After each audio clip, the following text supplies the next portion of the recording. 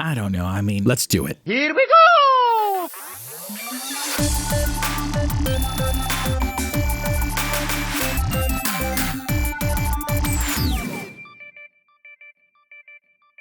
Four years later, and we're back with the sequel. In this highly requested 2-hour marathon, we've compiled the last 10 Nintendo Switch hauled episodes featuring a mind-boggling total of 103 Nintendo Switch accessories. I think this wraps up the series, and although there's a character limit, I'll try to have links for everything down in the description below. I'm Sergio AM. Welcome to It Came From a Box.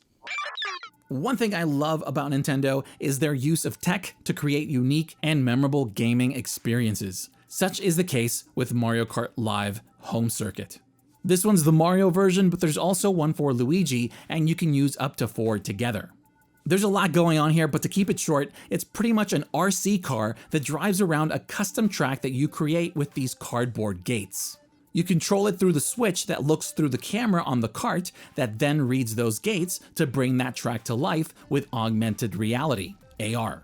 It sounds more complicated than it is, but Nintendo does a great job at walking you through the whole thing.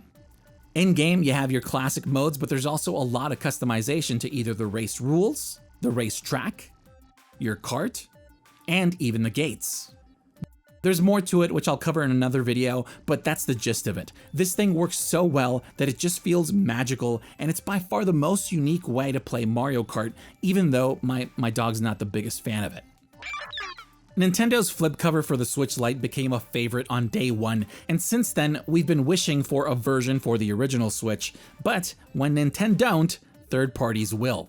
This is the Pro Case flip case.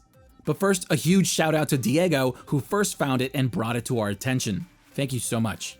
So to keep it simple, it's a run-of-the-mill protective case that surrounds the entire console with cutouts for all the essentials, except the IR reader and kickstand. On the back, it has textured grips and it's sadly not dock compatible. So nothing we haven't seen before except for this piece here, which is for their magnetic flip cover. It snaps right on, and this flexible hinge then drops the rigid cover on the front of the console with a clasp to keep it in place. On the front, we have a cross-stitched plastic exterior with these bumps that give the analog sticks room to breathe. And the inside is lined with a thin layer microfiber to protect the screen and buttons. So you just flip and play. But the magnets on here aren't that strong. Any quick, harsh movement can pop it right off. So you either want to hold it at the connection or just take it off and save it for when you want to put it away. Overall, it's not perfect, but it's close enough, and it's definitely a new favorite to take the Switch on the go. We missed out on 8BitDo's N30 arcade stick, but now they're back with a new one that drops the N30. This is simply their arcade stick. It's got the same retro-inspired NES aesthetic, and although it's smaller than a traditional fight stick, it weighs just as much, if not more, which helps keep it from moving around. So we have a traditional layout with a ball-top joystick that has satisfying micro switches, 8 slightly mushy buttons on the right, 2 dedicated macro buttons above, and all of those can be customized via their Ultimate software. Then on the top left here, we have knobs, switches, and buttons for options and settings such as mode switch that visually changes the layout, a control stick switch, pair, turbo, and home buttons, but sadly not one for capture. Then as you can see, it's wireless via Bluetooth or a dedicated 2.4 GHz dongle that's included and housed in this compartment at the top. But enthusiasts, don't worry, you can also use it wired with the included very long USB to USB-C cable. Finally, the quality of the parts are pretty good, especially at this price, but if you want to go further, it's also very mod-friendly so you can easily upgrade them to your liking. That aside, so far it's been incredibly fun for retro games and fighters, and due to that versatility, it's become a new favorite. Breaking ranks from the traditional controller design is PDP's little wireless controller. At first glance, similar to 8BitDo's SN30 Pro, it's inspired by the OG SNES controller with a similar shape and that gray and purple color scheme from the US version. It's also, little, which makes it perfect to take on the go, and what's really impressive is that the layout isn't cramped. It actually fits well in hand with this extra spacing off the sides and a textured back to keep your grip. We have thin L and R buttons and short curved out triggers, large rounded face buttons, an awesome wide concave D-pad that's very precise, and full-size, tall and grippy analog sticks with a longer travel distance that works really well in shooters. That aside, it's also wireless with a 40-hour battery life that, unlike their face-off controllers, charges via USB-C. And the cherry on top, it also has motion controls. All that in this tiny package is what makes the little wireless controller a contender for one of the best new controllers we've used. This is PowerA's Nano Enhanced Wireless Controller, and it's the most adorable controller we've ever used. It's about 15, maybe 20% smaller than a regular controller, yet retains standard size buttons and controls, all of which my large hands can still easily access. On here we have smooth analog sticks, a textured and slightly concave D-pad, rounded face buttons that are a bit mushier than I'd like, nicely sized shoulder buttons, and curved out springy triggers. Then over on the back, we have 2 advanced gaming buttons that you can map other buttons to. Aside from that, it's wireless with a 20-hour battery life that charges via USB-C. It also has motion controls, which I personally love, especially for first-person shooters, but sadly, no rumble. And finally, it also comes with a pouch to take it on the go. I love this controller. This is such a fun size that remains functional with my large hands, but it's also one of the best options for those with smaller hands.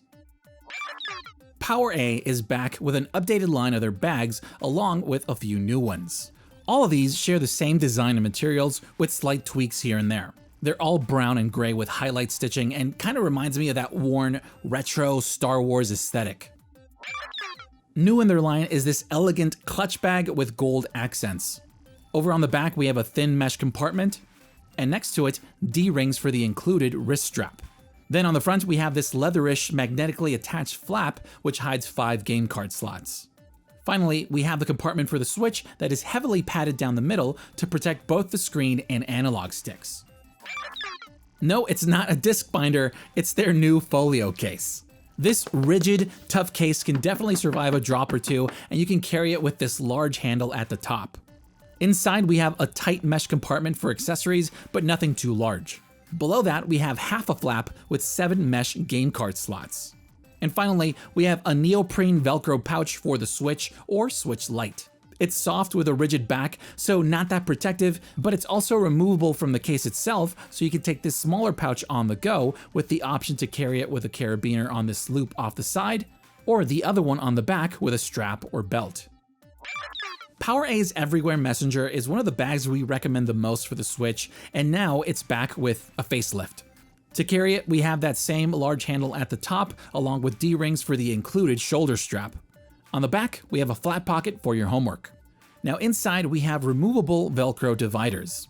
When they're all attached, we have a slot for something like a controller, next to that, one for the AC adapter, and this one for the official dock. But like I said, you can just remove these and use the space however you'd like. Now at the top left, similar as the folio case, we have this detachable neoprene case for the Switch and Switch Lite. The idea being you can travel with the full Switch kit, but when you just want the Switch by itself, detach the pouch and take it on the go. So if you like the Everywhere Messenger but want something a bit smaller, they now have this transporter bag that's a little over half the size. At the top, it has the same large handle, flat zippered pocket on the back, and D-rings for the shoulder strap. The front flap is held shut by Velcro, which is both secure and a bit loud, so try to avoid libraries. Then behind the zipper, we have 8 mesh game card slots and a nicely sized accessories compartment. On the other side, we have cushioned Velcro compartments down the center to keep them safe in case of a drop. This top one is great for bulkier things like the AC adapter or power banks. And finally, we have the larger one for the Switch or Switch Lite.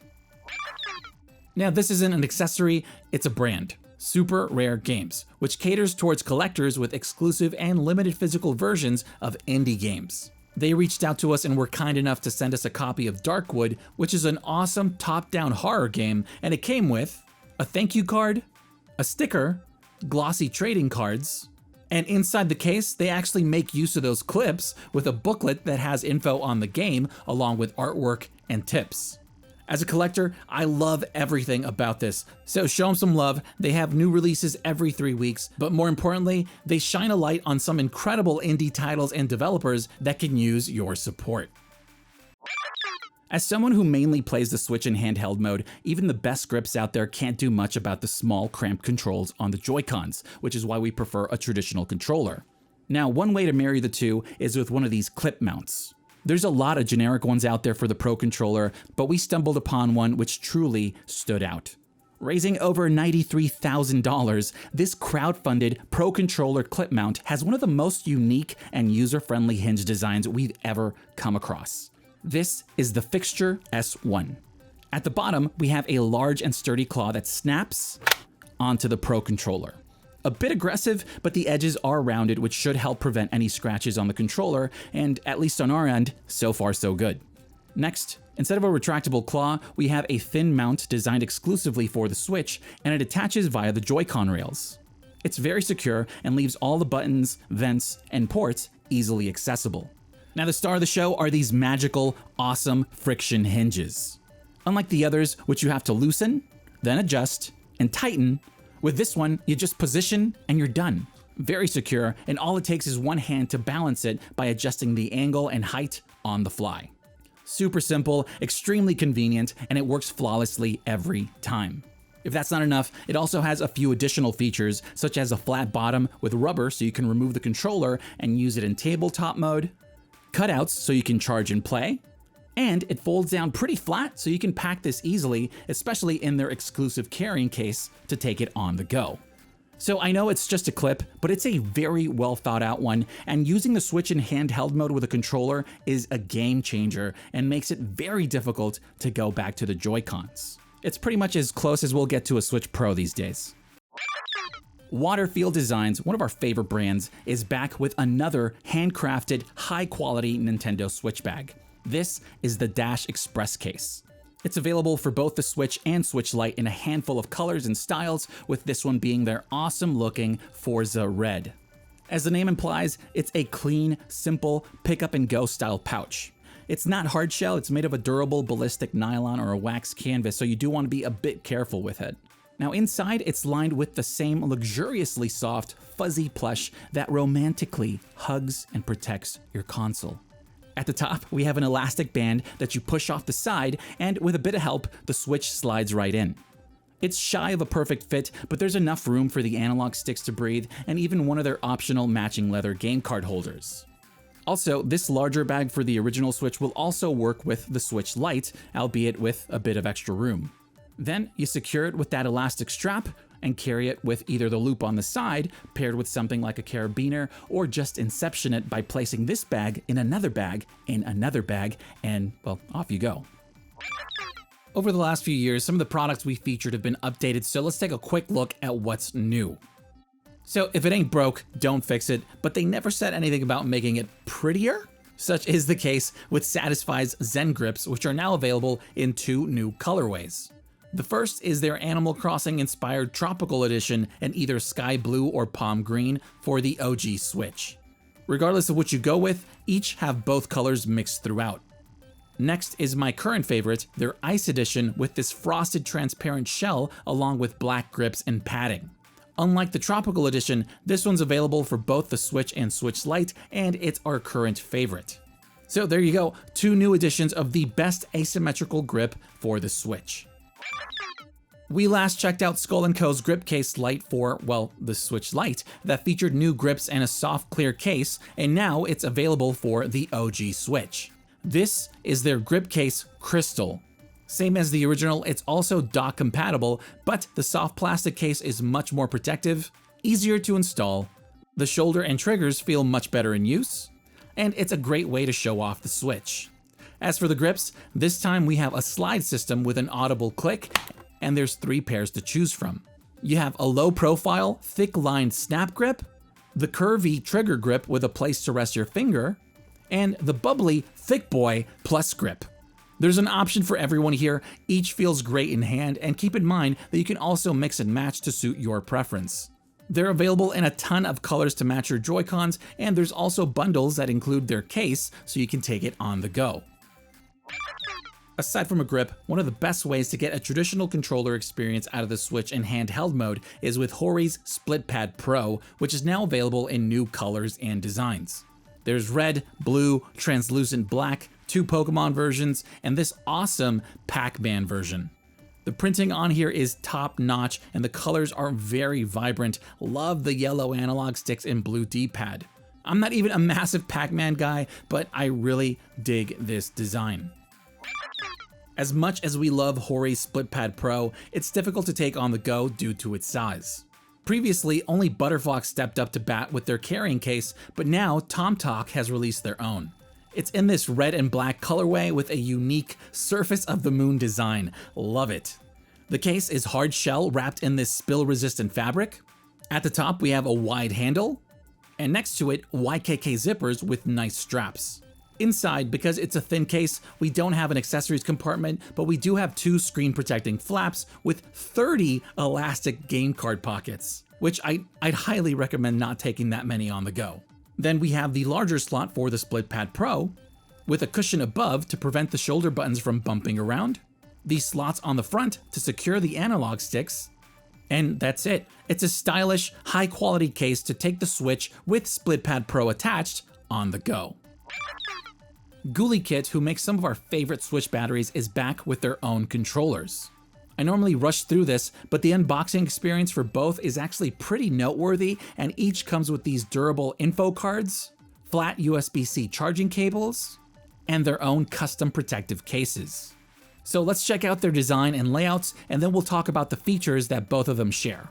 First up is their Elves controller that caters towards the Switch Lite, hence the matching colors, along with this unique boomerang-looking design similar to the Sega Genesis controller.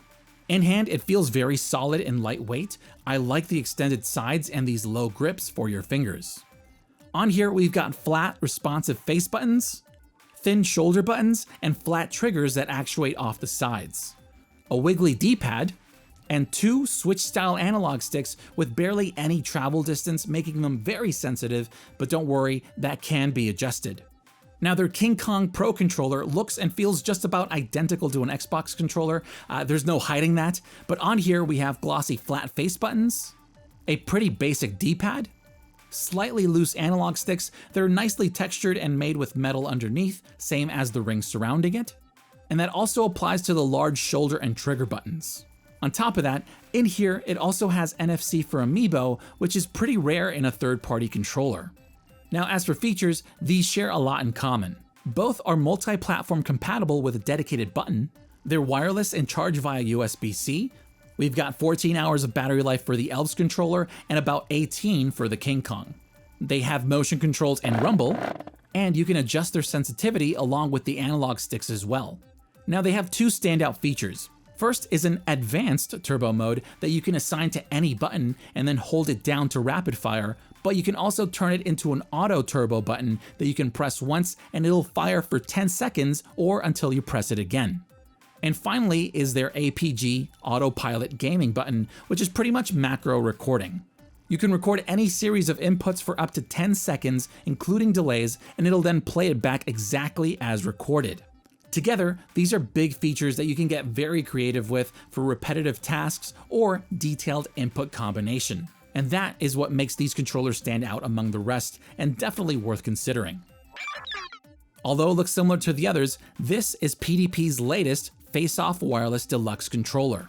Same as before, we have large face buttons, a combo-friendly smooth and concave D-pad, some of the best grippy analog sticks out there, curvy triggers, 2 paddle-style buttons that you can program, and this top shell is swappable with any of the others in this line. In here, we also have interchangeable D-pad and analog sticks. They pop right off and you can swap them out with the included longer precision stick to increase your accuracy.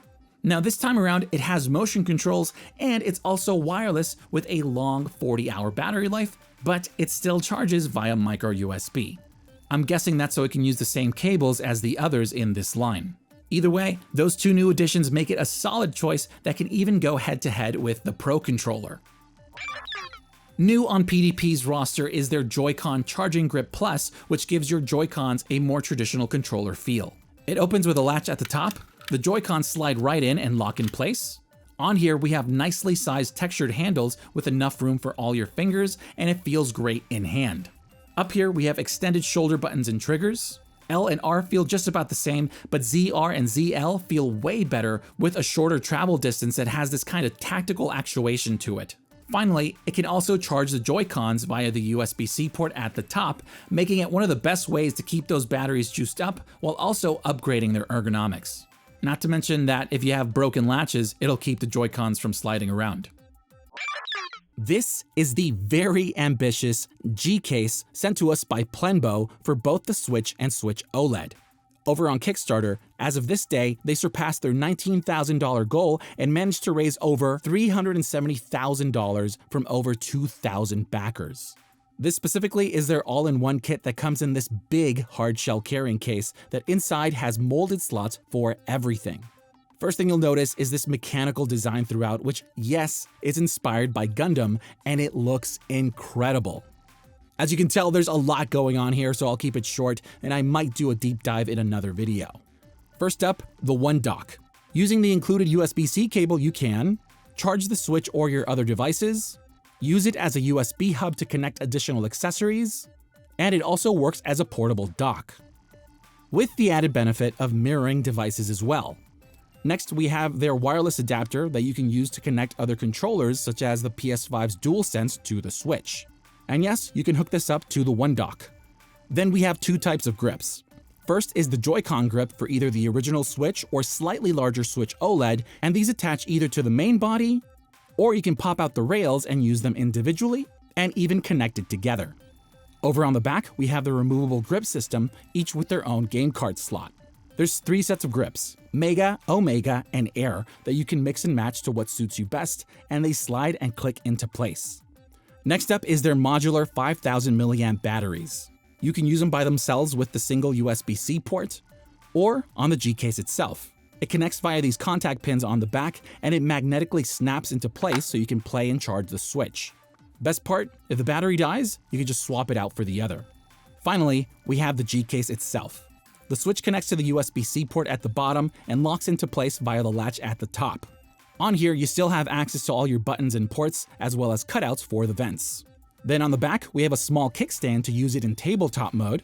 And another handy feature hidden within this case is an optional integrated low-latency Bluetooth audio adapter, much better than the one on the Switch that can simultaneously connect up to 2 audio devices. So in use, it feels good in hand. I like the extra spacing at the bottom of the Joy-Cons, and the grips work well, but after a few hours in handheld mode, that weight does start to wear you down, so it helps to lean it against something. Regardless, when it comes to Nintendo Switch accessories, if you don't know where to start and you're looking for an all-in-one kit, this is the endgame. One of our favorite carrying cases out there is back. This is the OLED edition of Waterfield's City Slicker. Like all their other bags, it's really well made. We've got the bold white full-grain leather flap on the front. The rest is made of durable ballistic nylon, and it comes with 2 loops off the sides, which you can use with their optional sling strap. Over on the back, we've got a zippered elastic mesh compartment that's softly padded to carry some accessories. Back to the front, we've got these magnetic rivets that make it easy to open and close. In here, we first have these 5 leather game card slots with an opening at the bottom, which makes them easy to eject. Then we have the main compartment that's very well padded, and at the front, we have an ultra-soft microfiber panel that's the same size of the screen, which gives the Joy-Cons room to breathe off the sides, but it's also a thin pocket for things like a charging cable. Then on the back, we've got another larger pocket. Finally, the fit on the main compartment is a bit roomy, which I appreciate since it gives us enough space to attach a thin protective case, and if that's not enough, they even made ejecting the Switch a breeze with this loop at the bottom. I love this case. It's the classiest way to carry the Switch, but more importantly, it's built off the feedback from fans, which I truly appreciate. And of course, it smells incredible. By far, one of the best ways to enhance handheld mode for the Switch is with a grip, and one of the best out there is the Zen Grip by Satisfye, now updated for both the original Switch and OLED model. To make it compatible with both versions, it's slightly larger, and we now have a bit more protective silicone padding on the inside, which makes attaching and removing it sort of a slow process, but not a big deal. For those new to it, it's got large rubberized grips at just the right angle to help reduce fatigue on your wrists and hands, but the unsung hero is the asymmetrical design, which correctly positions your thumb on the right analog stick to avoid cramping. You have no idea how much that helps. That aside, it also has a built-in stand at the bottom with enough clearance to charge the Switch with an angled cable. Finally, you can get it by itself or in a bundle with their custom-sized carrying case. Like I've said before, once you use a grip on the Switch, it's very hard to ever go back. So if you haven't yet, we can highly and easily recommend Satisfye's Zen Grip. Combining the best of both worlds and actually putting it in the name, the grip case by Skull & Co. has been updated for the Switch OLED. You can get it by itself or in a bundle with their custom carrying case. For those who don't know, it's a transparent, soft protective case that pops right on. You've got protection all around, including the buttons, which are still easy to use, cutouts for the vents, and everything else is still accessible, but note that it may affect the clearance for things like the headphone jack and bulkier USB cables.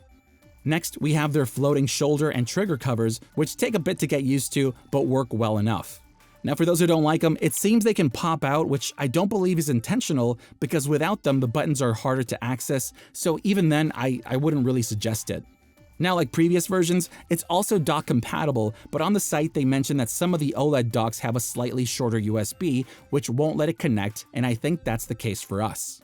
Even if we forced it down, we can't seem to maintain that connection, so if you're getting it for that feature alone, just know that your dock may not work with it. Same as before, it comes with the same awesome 3 sets of grips that you can mix and match to choose what works best for you. To attach them, you simply align, slide, and they click right into place. I love this customization aspect of Skull & Co.'s grips, along with the full protective case, but if you just want the grips, then you'll want to consider their latest Neo Grip, which is like a grip case without the case. It comes in black and white, but we're specifically checking out their latest Animal Crossing version. The design is ultra low profile, very thin, and I love this split colorway. Like the grip case, it also comes with the same 3 sets of grips and uses the same attachment system where they slide and lock into place. Out of the box, it's compatible with the OLED model, but you can adjust this section here to make it fit the original Switch as well. Then on the inside, we have soft padded and rubber bumpers to protect the console. It slides right in and locks into place with this tab at the top. As you can see, everything is still accessible, including the new kickstand, but it only works with the snap grips since the others are too large. Finally, it's also dock compatible, but at the moment that only goes for the specific sold-out Animal Crossing version that's slightly thinned out to fit. The other black and white versions are just a bit too large, although technically you can force it in. But we wouldn't suggest it, so here's hoping they update them soon. And that's the Neo Grip, a minimalist way to add grips to the Switch OLED. If you're looking to carry more than just the Switch, there's a lot of options out there, but if you want to keep to a small form factor, check out Hori's latest cargo pouch. It's a blacked out carrying case that's got enough room for the Switch, all your cables including the AC adapter, and a few other accessories, but we found that if you place the Switch outside of this compartment, you then have space to store it with a grip attached, and you can use that slot for the official dock. Even then, you still have a bunch of room for whatever else you can fit in there, be it Joy-Con straps, adapters, etc. And if you want even more space, you can swap out the official dock for something like Genki's smaller covert dock, and then you can store even more stuff, like snacks. It's never the most exciting, but with any Switch console, you know the drill. You're gonna want a screen protector to keep that, yes, plastic screen scratch-free. We prefer tempered glass because they're thicker than film, they're stronger, which helps with drops or impacts, and the smooth coating feels just about the same as the Switch screen when using it for touch. One of the first to release were these by Orsley that comes in a 4-pack, which is really helpful if it's your first time installing one, but also if you get a scratch or crack on it, you can just install another. Because we got these on release date, the size is just a hair too small, not a deal breaker, but I wouldn't be surprised if they were updated by now. There's also a few others that come with a guide that we'll share in the next episode, but yeah, don't risk it, protect that screen, and you can thank me later. If all you want is a simple and clean carrying case to take your Switch OLED on the go, one of our favorites is the Slim Protective Case by tomtoc, now in this black and white OLED version that looks awesome. We've got that iconic design with the raised analog sticks and D-pads on both sides. It's made of a tough EVA hard shell that's passed military drop testing. You can carry it via the sturdy clip on the strap at the top. We've got YKK zippers with large and easy to use zipper pulls. The inside is lined with a soft microfiber, along with a screen protecting flap with 10 game card slots on the other side. Once you pop the Switch inside, it's got cutouts for the analog sticks to keep to this ultra slim profile. Overall, it's very secure, minimalist, and I love this colorway, very bold. So if you like to keep it simple with top-notch materials, you can never go wrong with tomtoc. There's nothing worse, there's a lot worse than inviting people over to play Mario Party or Smash Brothers just to find out those extra Joy-Cons are dead. So do yourself a favor if you haven't yet and pick up a charging station. If you want something that matches the white Switch OLED, check out PDP's new portable charging shuttle. It's got a very clean, simple design. It's powered via USB so you can connect it straight to the dock. And it can charge up to 4 Joy-Cons with individual status indicator LEDs so you know when they're good to go. Trust me, if you have extra Joy-Cons, it's worth it. Although not specifically released for the OLED, it's got a white shell and I like it. This is PowerA's Fusion Pro Controller. We made a full video on it that you can check out for all the details, but to keep it short, it feels great in hand due to these amazing gel grips. It's got a nice weight to it. It's wireless with a 20-hour rechargeable battery, or it can also be used wired with the included 9.8-foot braided cable. The buttons, triggers, and analog sticks all feel great in use and work well with snappy face buttons and low travel distance triggers. It also comes with a few accessories such as their attachable Pro Pack with 4 springy metal paddles that you can map to any other button on here on the fly. It comes with 4 analog sticks in total, which you can mix and match, as well as 2 swappable faceplates with a soft texture on the black one. And the full kit fits nicely in this well-made carrying case. Now sadly, it's not perfect. For instance, although it does have motion controls, they only work in wireless mode, and it also has an audio jack for a headset, but it only works in wired mode. On top of that, it's missing HD rumble, NFC for Amiibo, and there's no extras like turbo or macro functionality. That aside, to be honest, I still use it as my main controller just because I love how it feels in hand. Not everyone loves the D-pad, but to this day, the Pro Controller is still one of our favorite full-featured gamepads for the Switch. Now, when we take it on the go, we just toss it in our bag, but in there, it bounces around, which can damage it, and each time the buttons and analog sticks are activated, it can turn it on, which leads to battery drain. So, to defend against that, we found this armor case by tomtoc. Like most of their stuff, it's simple in design and really well made. It's built of Germany Bayer polycarbonate, which we of course know is a high-quality sturdy plastic, and it's in this transparent smoky color. It's held shut with this very secure red buckle clip, and the Pro Controller pops right in with a perfect fit. So much so that it's not compatible with thumb grips, so you'll have to remove them or squeeze them in along the side. Then you just close and lock it up. In here, it looks great. It's very thin profile, which barely adds any bulk, and like their carrying cases, it has these spacious slots that give the buttons and analog sticks room to breathe, which helps avoid waking them and draining the battery, but more importantly, it's been military-grade tested to protect against damage and drops. If that's not enough, at the top, we have a handy cutout so we can access the USB-C port for charging, very nice, and there's also a lanyard hole on the bottom right if you're into that kind of thing. So if you want to keep your Pro Controller safe when you travel, or even to just safely store it, we can easily recommend tomtoc's armor case. If you're like me and can't stand installing a screen protector, then you're going to love this one by Hagibis for the Switch OLED. It comes with the usual suspects to clean the screen before installation, bonus decals to help protect the back of the console, and the tempered glass screen protector, but with one big trick up its sleeve. It's built into this frame that easily snaps right on with a perfect fit. No worrying about bubbles, and if there's any debris, you just take it off, clean it, and snap it back on. Now, not only does it protect the screen, but also the bezel and the edges of the console with cutouts for the speakers and vents, along with the buttons and ports at the top. On here, the power button is very recessed, so you're gonna have to reach for it. The volume rocker buttons are covered but work well. The headphone jack is also recessed, but note that it may not have enough clearance for thicker plugs. And it's got an indent in front of the game slot for easy access. Touch still works the same, no issue there. The rails aren't blocked so you can easily remove or attach Joy-Cons and other controllers. But because of that slight addition to the dimensions, it's not going to work with protective cases that have a perfect fit, although it may work with flexible ones. And it's also not dock compatible, but you can just pop it off for that use and reattach it when you're done. Honestly, I can't believe it took this long to come up with something this simple. So if you don't have a screen protector on your Switch OLED, this is a no-brainer. I can highly recommend it, but I'd love to see them release versions for the original Switch and Switch Lite. We've checked out all sorts of game cases in the past, but none as unique as this set by Retro Fighters, a brand dedicated to making nostalgic-inspired gaming accessories. In the box, we have this big case that holds 8 small cases designed to look like NES cartridges. A bit tough to take out, but they're very adorable. Lots of detail and even textured. At the top, we have a slot for the Switch cartridge. They pop right in, and at the bottom, there's a clip that clicks it into place. They're not locked into place. That clip is just to help with ejection, but the fit is snug enough so you don't have to worry about them falling out by mistake. Once inside, it looks incredible, just like an NES cartridge. Anyways, like I said, you get 8 in this set, and you can pack them in this case to take on the go. But personally, I prefer to display them on the desk with games that I'm currently playing through, since they look so awesome and make for great conversation pieces. So if, like me, you're a sucker for nostalgia, I don't think you have a choice. You gotta check these out.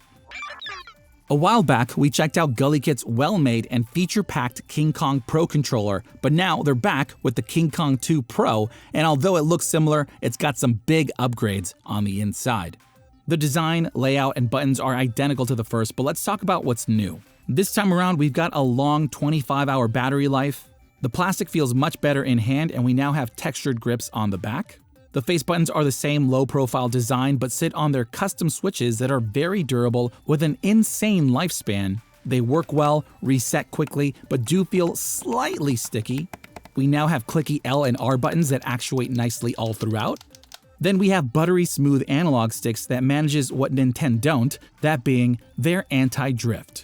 That's because instead of parts that grind and wear down with time, these utilize a magnetic contactless sensor which avoids the wear and tear altogether, and there's really no compromise.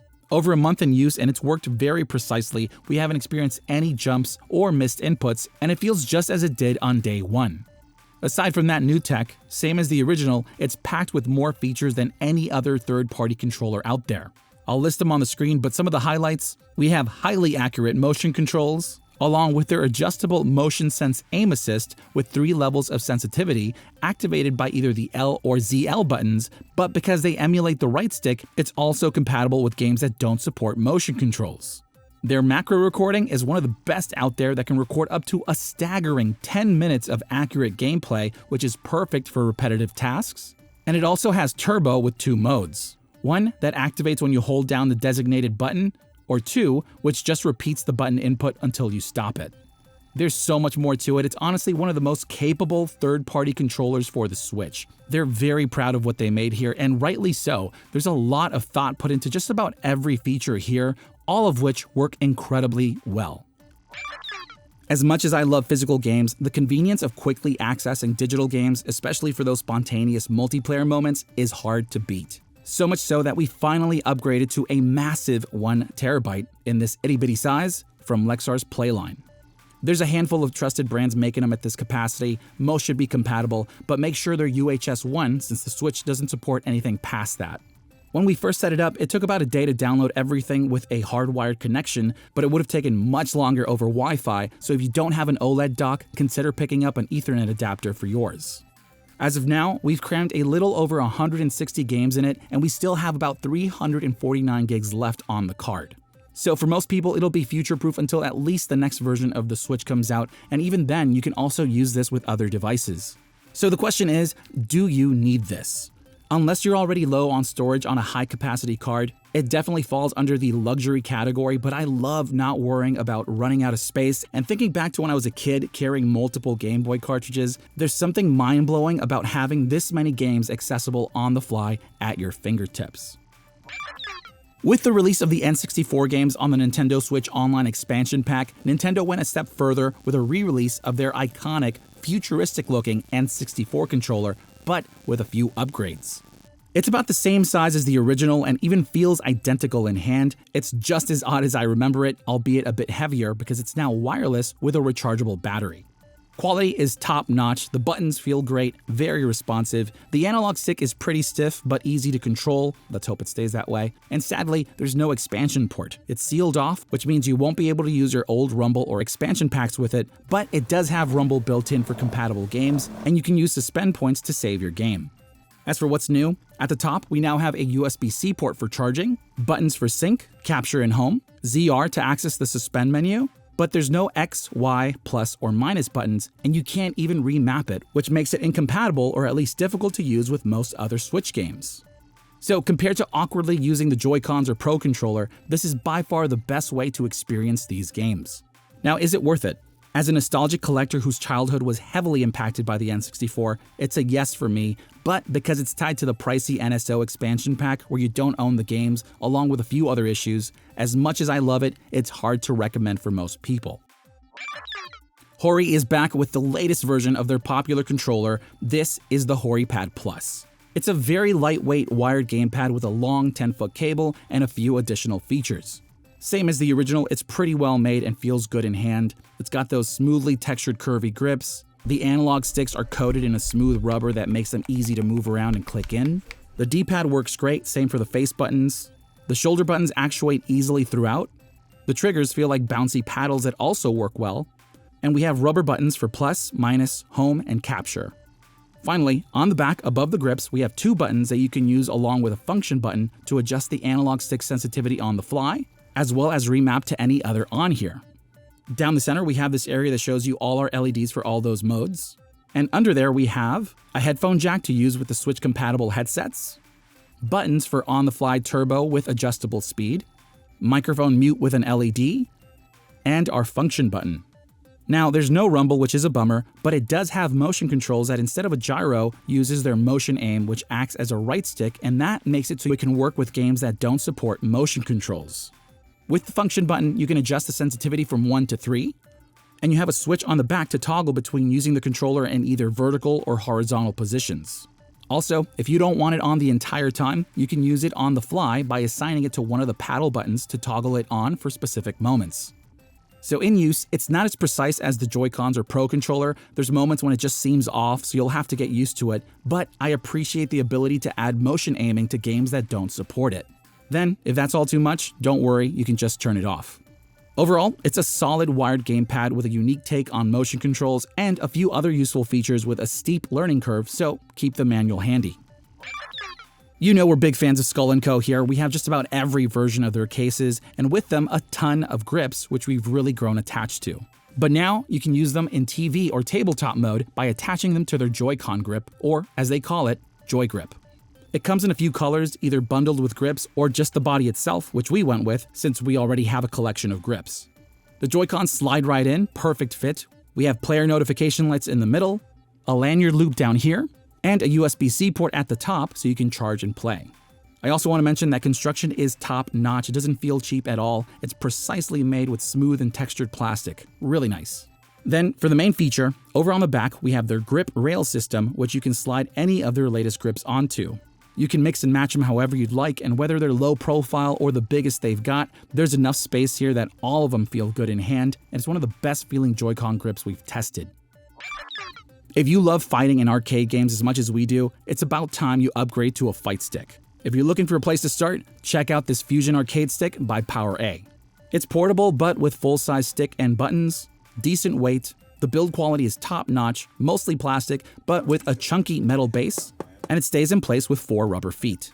On the front, behind these 6 screws, we have a removable faceplate with a red insert that you can swap out for the included black Fusion design or add your own custom artwork using their downloadable template.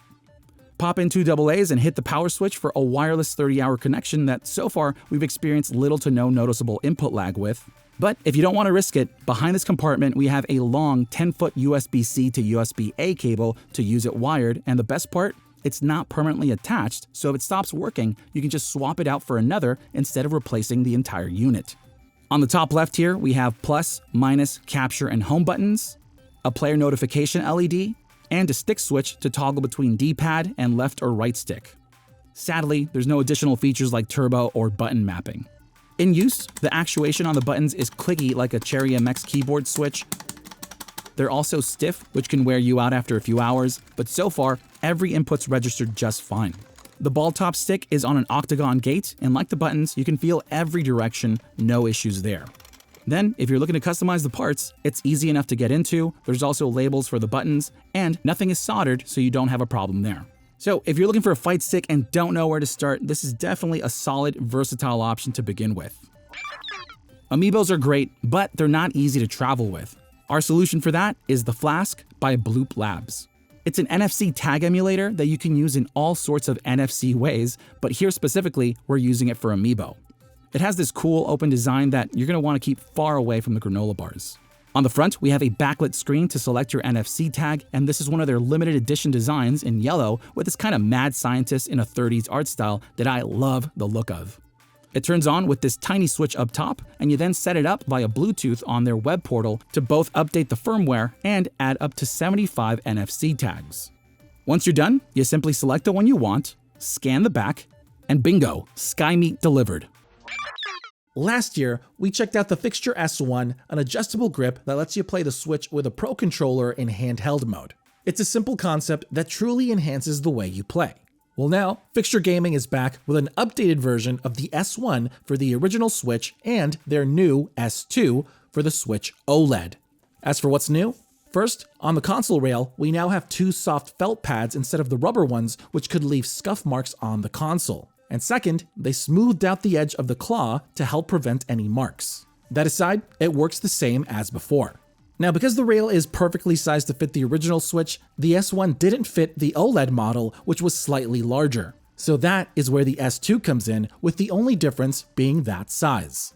To attach everything, you first glide the console into this top rail and evenly glide it until it hits the end. Next, you insert the Pro Controller from the front into this huge claw and snap the rest in. It's still an aggressive but very secure fit, and the rounded edges help avoid any scuffs. On here, thanks to this rail mount design, we still have access to all our buttons, vents, and ports. Then we have those awesome friction hinges that you can adjust on the fly, and they stay in place at any angle. They're so simple yet so magical, and yes, very secure. With the screen balanced, the Pro Controller does add a bit of weight, but its ergonomics feel way better than those on the Joy-Cons, even with grips attached. Finally, there's a few other benefits to this setup. First, underneath, we have this flat rubber bottom so you can remove the controller and use it in tabletop mode. Then, because it doesn't block any of the I/O, it makes it so you can charge and play. Next, because the Joy-Cons aren't attached and charging, you do save a bit of battery life, and we still have access to motion controls. So as someone who mainly plays the Switch in handheld mode, this is by far our favorite way to enhance that experience, and it makes it very difficult to go back to those flat Joy-Cons. Have you ever played the Switch and thought, this screen is too small? Me neither, but regardless, this is the Orion ByUp Switch. It's a portable monitor with a built-in Nintendo Switch dock and rails for the Joy-Cons. Looks ridiculous, but that's what we're all about here. First thing, the build quality is okay. It's very hollow and plasticky. It comes with 2 optional Joy-Con grips that are a pain to install. At the top, we have clunky buttons for power, volume, and select. On this side, we have a 3.5mm audio jack. On the other, an HDMI port, so yes, you can use this monitor with other devices. And because it doesn't have a built-in battery, we have a USB-C port so you can power it with either an AC adapter or power bank. Back here, we have the 2 speakers that get pretty loud, but they're not the highest quality. Next, down here, we have a large kickstand similar to the OG Switch with rubber feet underneath to keep it in place. And then we have the docking compartment for the Switch with cutouts for the vents. The console slides in facing inward, so you're going to want a screen protector to avoid scratches. On top of it, we have these raggedy straps with a rubber pad underneath that you can attach a power bank to, as long as it's the right size. The screen is an 11.6-inch IPS anti-glare display, but compared to the OLED Switch, the image looks washed out and lacks sharpness. For some reason, they're very secretive about specs, but by the looks of it, it seems to be 720p, and for the most part, it feels like 60 Hz. Now, although it's used in handheld, it works like TV mode, so you gotta turn on the monitor and then turn on the Switch, same for turning it off.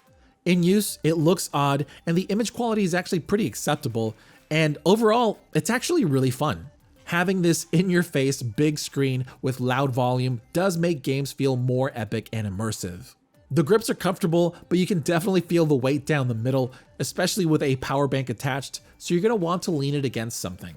Or you can pop out the kickstand, disconnect the Joy-Cons, and play in tabletop mode with your friends.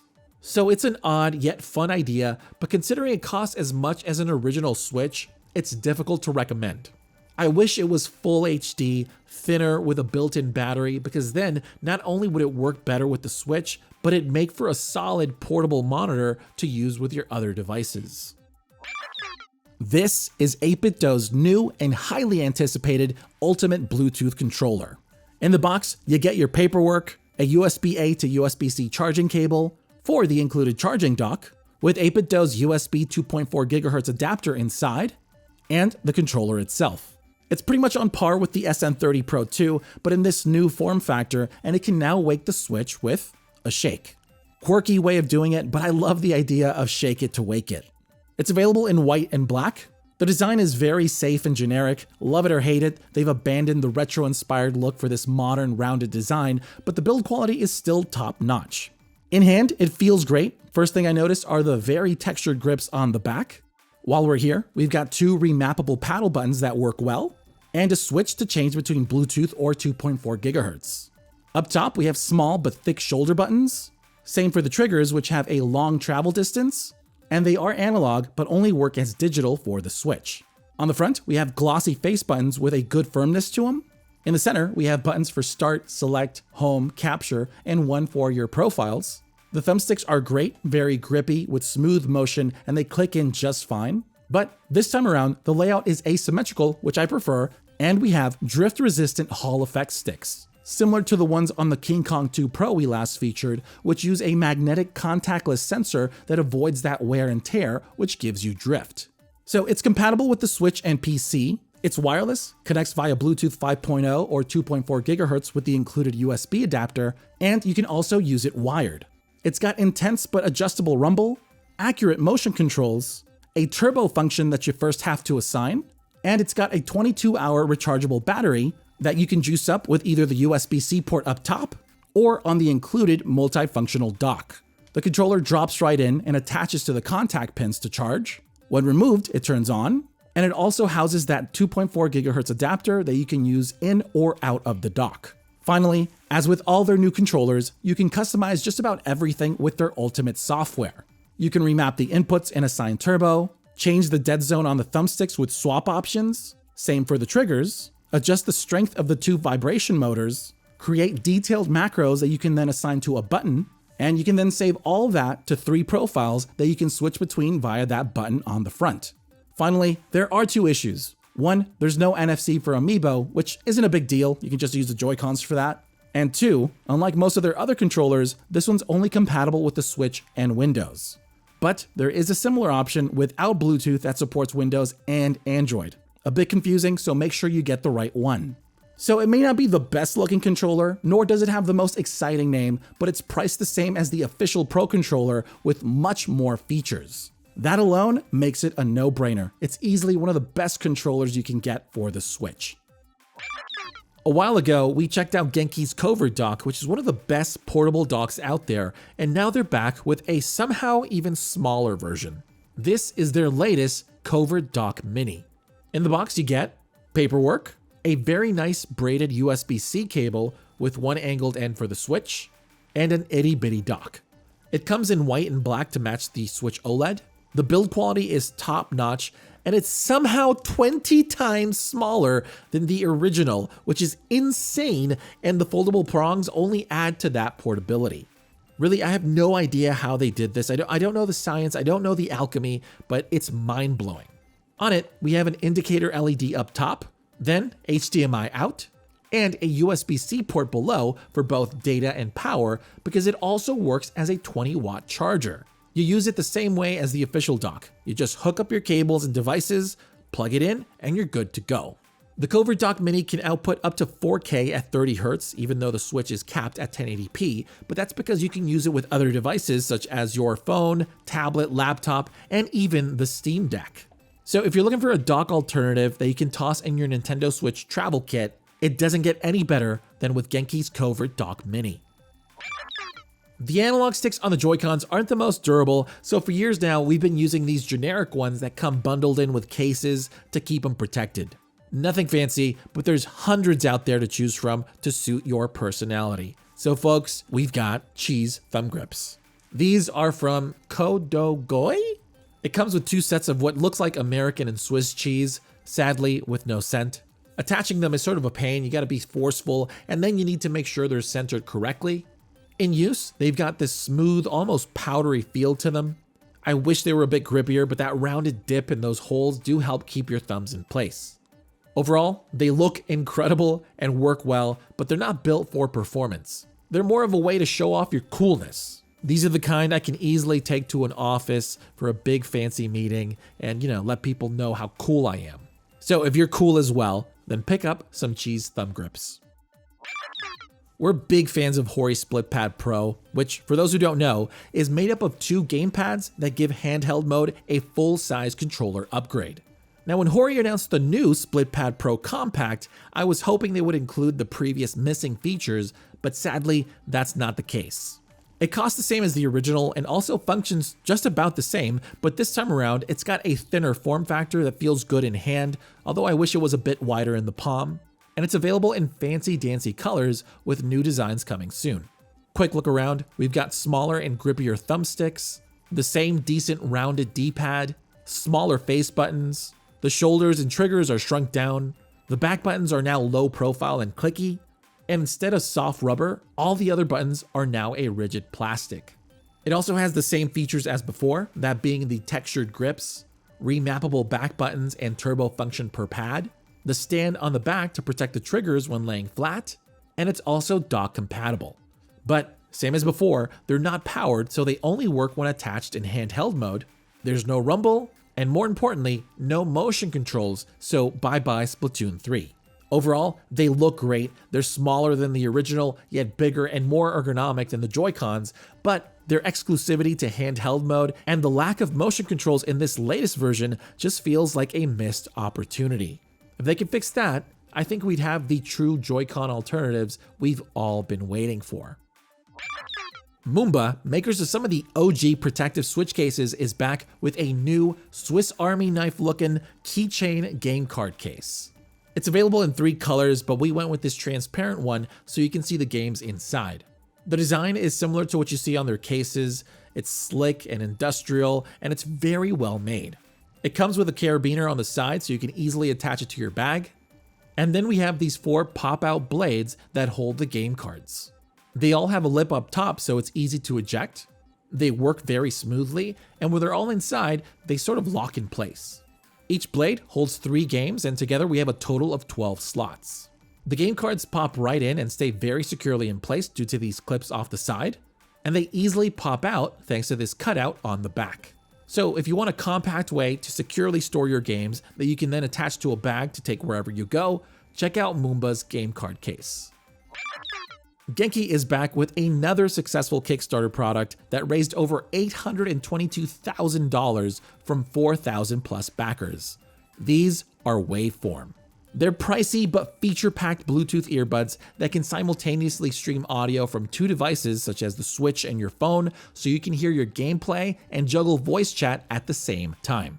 They come in this plasticky smart case that looks like something Tony Stark would design, and like others, yes, it charges the earbuds, but it's also a Bluetooth receiver along with a few other features.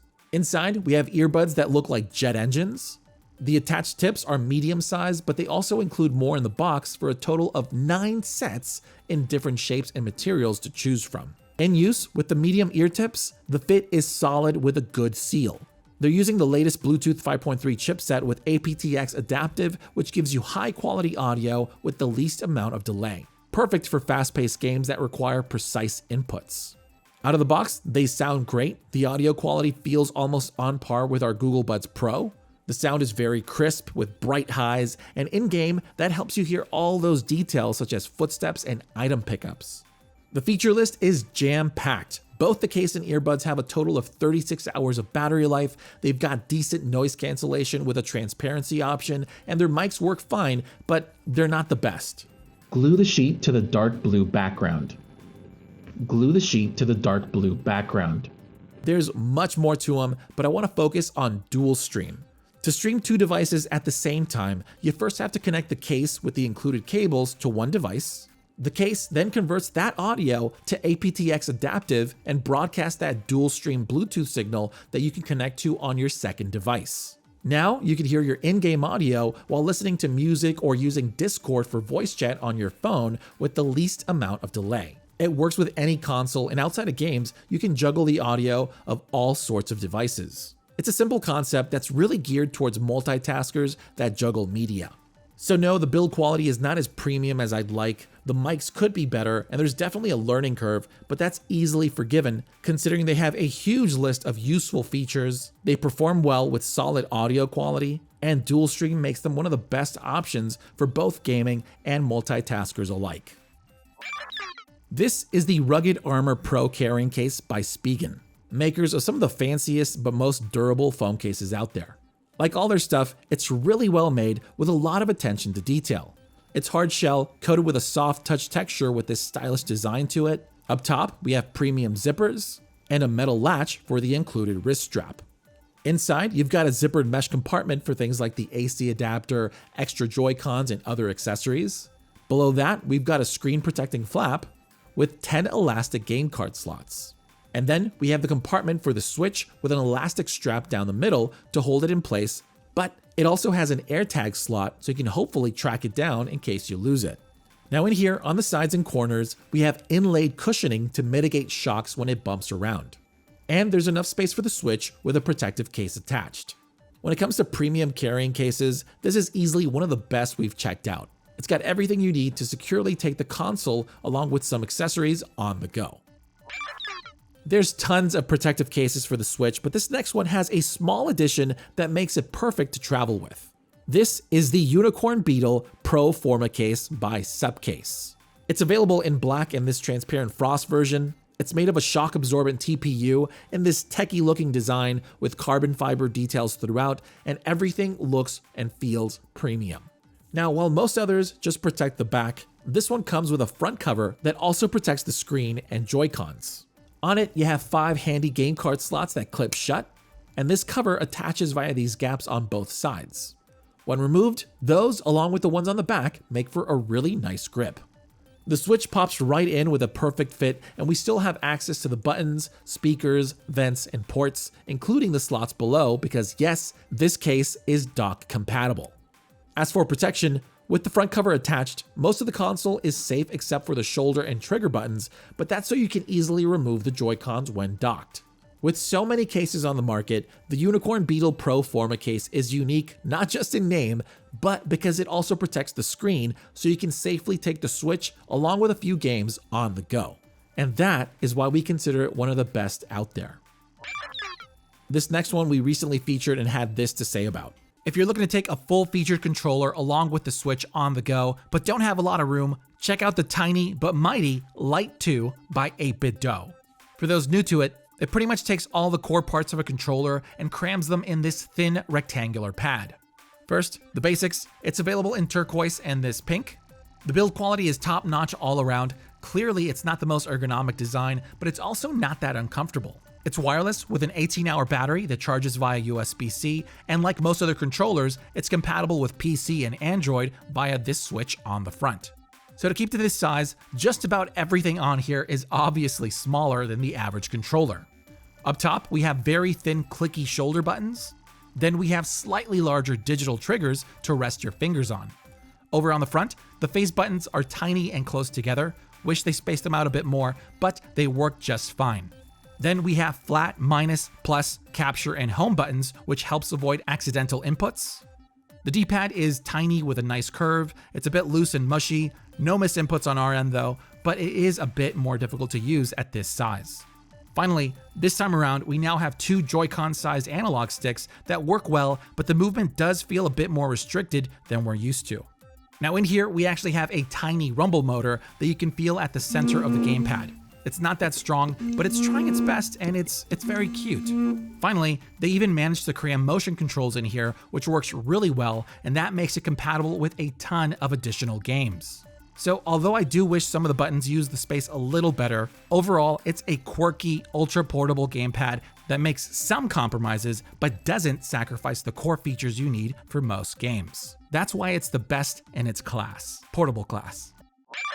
This is 8-Bit Dough's Lite SE, which is geared towards gamers with limited mobility. Similar to their Lite 2, it shares the same shape and build quality, along with features such as its multi-platform compatibility, the same 20-hour battery life, rumble and motion controls, along with a few accessibility-friendly changes. The most noticeable is its new button layout, which converts the D-pad, shoulder, trigger, and thumbsticks into these dedicated buttons. Next, the thumbsticks and face buttons are more sensitive, which requires less force to use. And finally, we have a rubber pad underneath to help keep it in place. In use, the layout takes some getting used to, but the increased sensitivity makes everything feel snappy and responsive. Now, because I'm not the target demographic, I can't provide much input on how useful those accessibility features are, but I did find it surprising that it's not compatible with their Ultimate software, because it could have really benefited from button remapping and macros. So, if those features sound like something that can enhance and make gaming more accessible to you, then it's definitely worth checking out. This fancy-dancy Nintendo Switch fanny is the CS03 Crossbody Sling by Astro Gaming and Timbuk2. Right off the bat, it nails that tactical aesthetic. It's made of durable polyester and nylon, both with a water-resistant coating. We've got some reflective accents and water-resistant zippers. The straps are light, durable, with a basic but reliable clip. On the back, we've got a thick layer of cushioning with a secret compartment above. Up front, we've got a row of webbing with a D-ring on the left and a strap down the center. Behind this magnetic flap, we have a thin pocket with a strapped carabiner inside. Then we have a zippered pocket above, also thin. The main compartment opens wide, and in here we have 2 mesh pockets for accessories, a dividing panel in the middle with 14 game card slots or SD cards, and finally, a large slot for the Switch with a thick cushion to protect the screen. So if you want a premium, stylish, and low-key bag to carry the Switch along with your EDC gear, the CS03 is a no-brainer. If you want to keep to the Nintendo Switch OLED's low profile while also protecting it, one of the best options out there is Genki's new magnetic force field case. It's made of a smooth vegan leather in gray with a velvety soft interior to keep the console scratch-free. There's 2 parts to it. The first is the case that snaps right on with a perfect fit. On it, we have nice ergonomic grips to rest your fingers on, and we have cutouts for all our buttons, ports, vents, and we even have a flap to access the kickstand along with cutouts above the Joy-Cons so you can remove them to use in tabletop mode. And for those wondering, sadly, it's not dock compatible. The second part is this magnetic cover. It connects back here with 2 pegs that help position it, but you gotta fidget with it to align them correctly since the magnets aren't that strong. You can use the Switch with the flap attached, but you're better off taking it off since those magnets aren't that strong. So overall, it's a bit floppy and the magnets could be stronger, but it's still one of the best looking and protective slim cases we've tested for the Switch. This tiny toaster is not for toast, but for 2 Nintendo Switch game cards. It's also not really a toaster. It's by Hagibis, and it's available in 5 colors. We went with this white one that matches the Switch OLED. It's very tiny but well constructed with a nice weight to it that when paired with the rubber pad underneath helps keep it in place. So the game cards loosely drop in, so no, they're not securely held in place. Once inside, it then moves the lever up, and then you just pull it down to pop up the cartridges. Very simple. I also found that it's great to fidget with for hours on end, and if you slam on that lever, it'll launch those expensive games at a very high speed, but don't do that. So do you really need this? Yes, you do. It's very adorable. It makes for a perfect little desk companion, and people will like you more because of it. If you picked up Hori's latest SplitPad Compact and want to take them on the go, due to their size, you're going to need a bigger case, which is why Hori released this new Cargo Pouch Compact. Currently, it's only available in this Pokemon design that matches one of their SplitPad variations. The case is rigid yet soft and plush. We've got a rubber carrying strap up top and a normal zipper to get inside. In here, we first have a long mesh pocket to hold cables and accessories. On the other, we have a slot for the Switch, but as the label shows, it'll only fit with the official Joy-Cons attached. So that means the Switch with SplitPad Compact attached actually goes down the middle here with a perfect fit. Now for those wondering, oddly enough, no, the SplitPad Pros do not fit. I know it's the compact case, but I don't understand why they didn't just make it slightly bigger to fit either version. So if you have both split pads, you're better off getting a case that fits the Pros since they'll also loosely fit the compact. Overall, it's a cool looking bag that I wish they just put a bit more thought into. A while ago, Nintendo re-released their iconic Super Nintendo controller as a companion to their Switch Online SNES app. This is the Western release in purple and gray, looks identical to the original, build quality is top notch, and I still love how it sits in hand. All the inputs work very well, especially the best-in-class D-pad, but now it's wireless with a 20-hour battery that charges via USB-C. We have ZL and ZR buttons up top, and surprisingly, no capture or home buttons, so have another controller nearby to access those. When connected, in the Super Nintendo app, we now have Super Mario World sound effects and this updated SNES theme. Finally, in here, we have shortcuts to access the suspend menu and, oddly enough, home and capture, but they only work within the app. So yes, there are better controllers out there, but this one's clearly geared towards nostalgic collectors. Nonetheless, it's still a solid, no-thrills gamepad, perfect for RPGs, side-scrollers, and fighting games. We get a lot of dust here in the studio, which loves to settle inside our Nintendo Switch dock, and that is a pain to clean. So we finally pull the trigger on one of these dust covers by Play Vital. They're available in a few colors, but we went with this transparent one that's a bit reflective, and this black one with gray accents. The design is as basic as it gets, but we do have a cutout on the back with a Velcro strap for our cables. So you just unfold it, and it pops right on. You can use it on just the dock or with the Switch connected, and it also has just enough wiggle room to fit with grips as big as Hori SplitPad Compact, but not all the way with the larger SplitPad Pro or any big USB devices attached to these outer ports. Now, it should be obvious, but no, you shouldn't use the Switch with this on because it covers up the vents and that can cause it to overheat, so don't risk it. And there you go. It's a simple way to keep the dock and your Switch dust-free, but it can also protect against UV damage to help avoid that grayed, worn-out look you'll get, in the next 10 to 20 years. This is the reimagined GameCube controller for the Nintendo Switch by Retro Fighters. It comes in two variations, the Battler GC and the Blade GC, where the only difference is the D-pad location, and they're available in purple, orange, and black. The ergonomics are more akin to 8BitDo's Pro Controller than the GameCube's, but it's well constructed and lightweight despite feeling a bit plasticky. It's multi-platform compatible and wireless, not with Bluetooth, but by these two dongles. There's USB for the Switch and PC, and we have one for the GameCube and Wii. It has a 10-hour battery, rumble, a turbo function, and analog triggers that act digital on the Switch since they're not supported. On here, we've got grippy thumbsticks with the OG octagonal gate, a small D-pad, mushy face buttons that work well, and up top, we've got clicky shoulder buttons and curvy triggers with a medium travel distance. So it doesn't look identical to the OG, but it works great, it's well constructed, and I appreciate its versatility. However, it's ultimately a better controller for the GameCube than for the Switch. We're big fans of Satisfye's Nintendo Switch grips, so of course, we had to check out their latest Rise Performance Thumb Grip set. They're available for multiple controllers, these being specifically for the Joy-Cons and Switch Lite. It comes with 5 grips. First are the concave notch pads in 2 sizes that have a groove for your thumb. Then we have the wave pads, also in 2 sizes, but they're rounded out with a dip in the center. And finally, there's a swivel pad that rotates so it can stay in place during use, but we found it a bit slippery. The plastic on these feels like a slightly elastic rubber, and the texture on them is made of tiny Satisfye logos that together provide a good grip. Now underneath, they have 4 claws that tightly grip the sticks.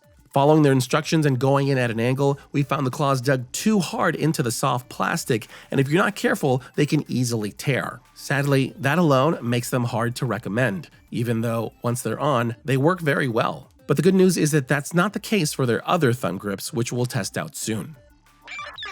Tomtoc is back with a new Nintendo Switch sling bag, but this time you can customize it. This is the Explorer HO2, and on the site you can choose the colors, materials, clips, and even embroidery. We went with this blacked out colorway with a bright green panel on the front that rolls onto the back. The bag looks great with premium materials and solid construction. It has straps on both sides, we embroidered the left.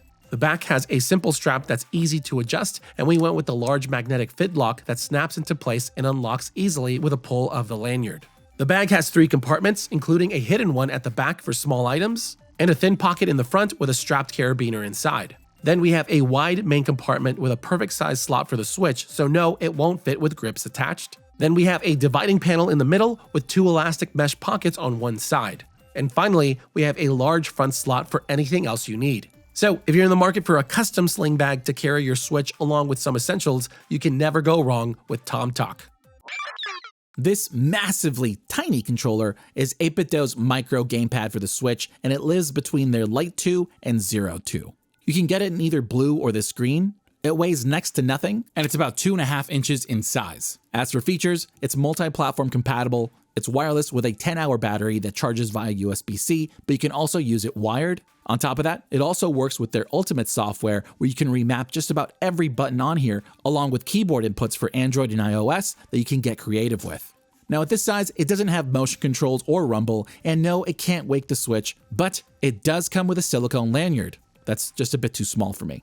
On here, we have 16 inputs that include all our basic buttons, which feel high quality and clicky, and we have an accurate D-pad, but no analog sticks, so this is mostly aimed towards 2D games. In my big hands, yes, it's cramped, but it works well, and it's best to see it as an adorable backup controller that you can keep in your Switch kit. This is NYXI's Wizard Joypad for the Switch. It's a very wide GameCube-inspired controller that you can use as a gamepad or attach to the Switch in handheld mode. Build quality is good, but it has that hollow, plasticky feel. They're wireless with an 8.5-hour battery that charges via USB-C. They have sensitive motion controls, adjustable rumble, illuminated buttons that you can toggle off, and it can also wake the Switch. Now, each joypad has their own turbo function with auto fire, remappable back buttons that you can use with their macro function, and each has a set of LED indicators. As for inputs, we have drift-free Hall effect thumbsticks, and it comes with 2 sets of swappable octagonal and round gates. Next, a clicky button-style D-pad that's not the best, squishy face buttons in that GameCube layout, and tactile shoulder buttons and curvy triggers. Overall, it's an awesome take on a modern Wavebird that works great for Smash and just about any other game, and if you want to take it on the go, they also have a custom carrying case for it. This is the SuperPack by RetroFlag, and with it, you can use an Xbox Series controller with the Switch, PC, and Steam Deck, along with a few other features. It comes with a rechargeable 8-hour battery, and the SuperPack connects to the USB-C port.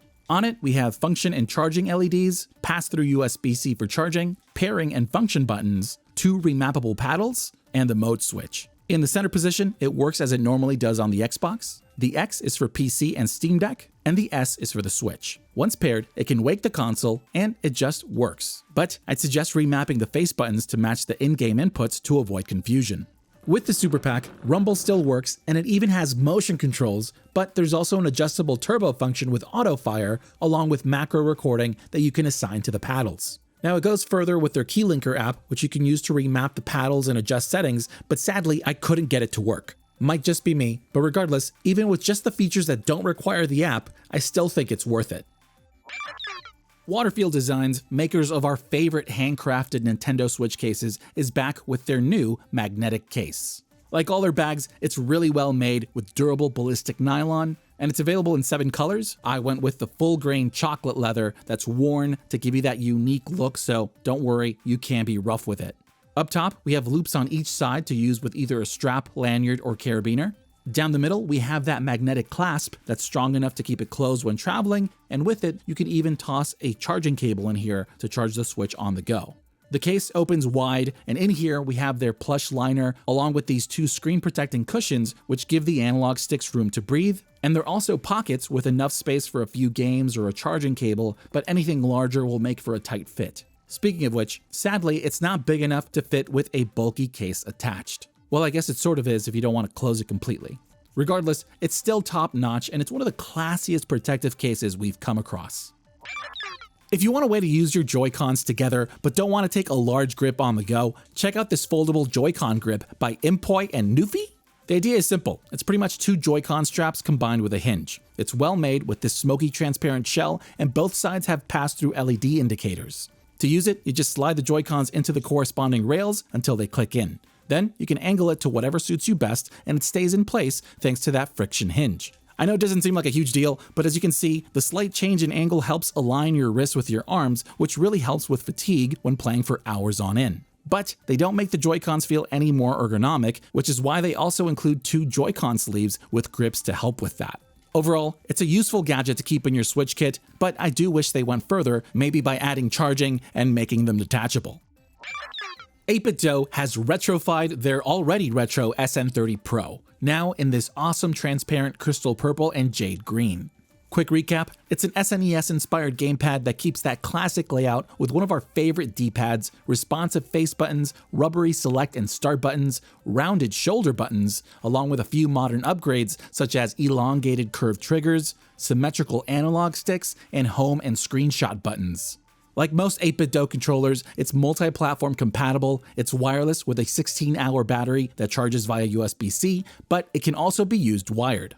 It also has motion controls, rumble that you can actually see through the shell, and a turbo function for all platforms except the Switch, since that button is used for capture. Bummer. And because you're all wondering, no, it sadly does not wake the Switch. So if you're on the hunt for a portable gamepad that looks amazing, tackles the essentials well, and works great for both retro and modern games, look no further than the SN30 Pro.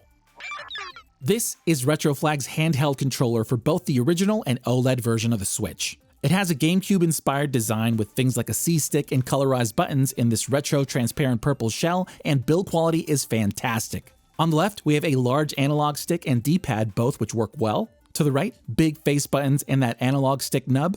Up top, we have thick shoulder buttons and slightly curved triggers, and all our other miscellaneous buttons too. As for features, it has rumble, motion controls, it's using Ghouly Kit's Hall effect joysticks to prevent drift. It has a turbo mode with auto fire, and it also has a button swap function, but you're better off using the console's remapping feature. The middle is softly lined and the console glides right in with a secure fit. It connects via USB-C and has a pass-through port so you can still charge it, but no, it's not dock compatible. In hand, thanks to those curvy ergonomic grips, it feels amazing, and the button layout is just right, which makes it a blast to use. To keep it simple, it's one of the best handheld upgrades we've tested. This is tomtoc's AO5 sling bag for the Nintendo Switch from their Arccos line. It's got a slick, minimal design and it's really well made with durable materials that include a water-resistant 840D polyester. To carry it, we have a strap on the back, then 2 loops for the included sling strap, and there's another strap on the front that you can attach things to or use it to hold it when opening. On the front, we have a thin magnetic pocket that I wish was enclosed to keep out the rain, and it's for small things you need quick access to like your phone. Then we have the main compartment which can fold over, and in here we have a large open area for bulkier items. Past this Velcro strap, we have a slot for the removable soft-lined 10 game card holder. Then we have this origami-style divider which keeps the Switch pushed up against the soft padded back, and it bends on the sides to create space for the analog sticks. Very handy, and it's roomy enough for the Switch along with a case or SplitPad Compact attached, but nothing bigger. Overall, it's a solid EDC sling to carry the Switch along with a few accessories. If you're looking for a way to keep your Pro controller along with an extra pair of Joy-Cons charged and ready to use, check out PowerA's latest edition of their controller charging base. The design is slick with this hourglass shape and a good weight to it. It has a short 3-foot charging cable, so you're best keeping it plugged into the dock. On the front, we have the charging indicator LEDs for each controller. Underneath, we have 4 rubber feet to keep it in place, along with a USB-C magnetic adapter for the controller. It's low profile, and it's also compatible with their nano and enhanced gamepads, but it should work with just about any controller as long as they charge via USB-C from the top. Once connected, you place the controller on this ramp, which drops it in and magnetically attaches to that charging contact. Finally, the Joy-Cons slide right in at the back, and there you go. It's a simple way to keep your controllers organized and topped off for the next game. There's tons of Nintendo Switch game card cases out there, but none of which can be worn on your wrist. Yeah. And that's where Cover Lover's game card wristband comes into play. It's a silicone wristband available in 4 colors that can hold up to 3 game cards. You gotta sort of work them in by stretching out the silicone one corner at a time, but in here, the slots have a thick edge to keep them securely in place, and they're not going anywhere. The strap fits securely on my big wrists, but they may be too big for kids. Now, as someone who believes he's an adult, it's not really something I'd wear out and about, but there's something here. Like, it's odd, it's quirky, but I'd love to see this concept on a smartwatch strap where it adds to that experience. Regardless, as they state, it definitely makes for a unique conversation piece, and yes, you can also use it on your ankle for concealed carry. Satisfye's Nintendo Switch Zen Grip is back, but now it's dockable. This is the Ronin. It's compatible with both the normal and OLED Switch in either black or white, and you can also get it bundled with one of their carrying cases. And it has everything we loved about the original, that being their silicone spacers, which help avoid damaging the console, but also makes it so both versions of the Switch can fit, the asymmetrical design that correctly positions your thumb over the right analog stick, my favorite set of large grips that feel incredible in hand, and it can stand on its own 2 feet. Literally. But now we have 2 secure game card slots, 1 in each grip, and they move the feet off to the side and reduce most of the back plate, which makes the kickstand accessible, albeit at an odd angle. But those changes now make it dock compatible. It just drops in with zero friction, it just works. That alone upgrades it to one of the best Nintendo Switch grips out there. These are PDP's Realms line of controllers that have these multi-layered designs with a floating figure on the inside, which gives us this really cool parallax effect. They're available in wired and wireless versions with a few differences between each. Build quality is top-notch. They're lightweight, and I like the rounded compact design. The face and shoulder buttons work well, same for the triangular triggers. We've got a sturdy and accurate D-pad, as well as a solid pair of grippy analog sticks with just the right amount of resistance. Now sadly, they don't have rumble, motion controls, nor NFC for amiibos, but let's be honest, we're here for the designs. They've got 3 for Sonic, there's 1 for Pikmin, my personal favorite, then there's another for Transformers, and they even have a Sonic headset, which looks awesome. On top of that, they have adjustable LEDs with multiple lighting modes, which really make these pop. I absolutely love these, so if you want all the details, check out our full review. As someone who collects physical Switch games, my first world problem is having to swap them out when docked. But Unitek's game card switcher makes all that less of a hassle. On it, we have 4 working game card slots and 4 above for storage. Next, on the back we have a clamp so we can attach it to either the original or OLED model of the dock. Then we have this game card adapter which clicks into the console's game card slot. And finally, you connect the power cable. Now, when you turn on the Switch, it'll show the game on that first slot.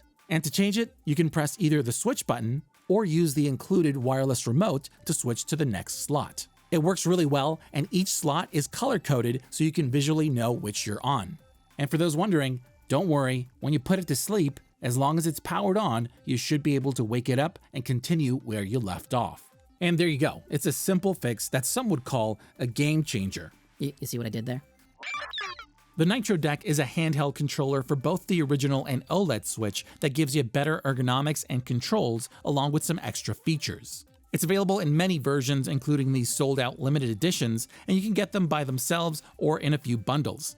I'd recommend one with a carrying case.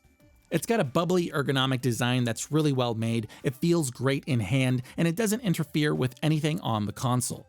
The face buttons work well, same for the curvy D-pad. I also like the clicky shoulder buttons, but I wish the triggers didn't have so much travel. Now the analog sticks are Hall effect, so they shouldn't drift. They're larger and swappable, but they have a noticeable dead zone, and it's sadly in a very cramped position. Then it has a few extra features, such as programmable back buttons, basic turbo and macro functions, a friction hinge, and more, which you can check out in our full review. Also, before you pull the trigger, just know that an upgraded Plus version is releasing soon. Hagibis, makers of that awesome tiny Switch game toaster, is back with another fidgety game card case. This is their game storage case. Not the most exciting name. It's available in 2 designs. It looks like a snow globe with this dome at the top. Remove it, and in here we have 10 game card slots. You'll need to fill each in order for the effect to work correctly, but if you don't have enough, they include these fake ones to fill in the rest. They slide right in, and once you're done, you'll see that one pops out like this. It's a magnetic levitation which lifts this specific area, so when you spin this dial underneath, the games rotate around it, with each bouncing as they pass that spot. It can get a bit intense in there, which is why it has a silicone base, and you're going to want to keep that dome attached to contain them. It's very mesmerizing, and rotating the dial feels so satisfying. So if you like the idea of a fidgety carousel to store your Switch games, check out Hagibis' game storage case. Yeah, they gotta work on that name. One of the most portable and versatile Switch docks out there is back with a few upgrades. This is Genki's Covert Dock 2. It's part of their latest Alpine collection, which shares this slick, white, and transparent retro design. Now, it's about the same size as the original, and same goes for the layout. On the back, we still have that Type A power prong, and it includes those 3 other global adapters that you can just slide on to use. On the front, we have those same 3 ports as before, but this time the USB-C has been upgraded from 30 watts to 45 watts so it can keep up with the latest tech, and the HDMI does the same by taking a leap from 1080p 60 to now 4K 60, which should make it future-proof for the next version of the Switch.